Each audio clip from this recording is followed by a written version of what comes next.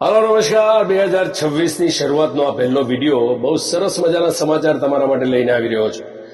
આ 2026નું વર્ષ તમારા માટે તમારા પરિવારજનો માટે ખૂબ શુભ નીકળે તેવા ઈશ્વરની પાસે આશીર્વાદ માંગુ છું। અને સારા સમાચાર એ છે કે દેશ રે જોયા દાદા પરદેશ જોયા જે ફિલ્મ તમે ફરી પાછા જોવાની માંગણી છેલ્લા ઘણા વખતથી કરી રહ્યા છો, જ્યારથી મૈયરને રિલીઝ કરી ત્યારથી અસંખ્ય સંદેશાઓ મળ્યા હતા અને ત્યાર પછી સર્જકોએ નક્કી કર્યું ગોવિંદભાઈ પટેલની આ નિર્માણ અને દિગ્દર્શિત ફિલ્મ દેશ રે જોયા દાદા પરદેશ જોયા એમના સર્જકો તરફથી તમારી વચ્ચે લાવવામાં આવી રહી છે।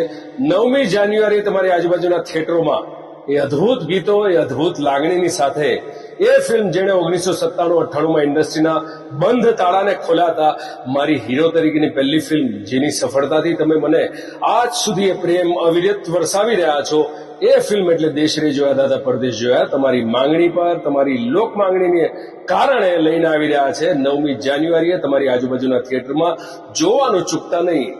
તમારી એ લાડકી ફિલ્મને એના ગીતો યાદ છે ને? હવે માણવા મળશે ફરી પાછા મલ્ટીપ્લેક્સના એ અદ્ભુત સાઉન્ડની સાથે। મળીએ જલ્દી, દેશ રે જોયા દાદા પરદેશ જોયા।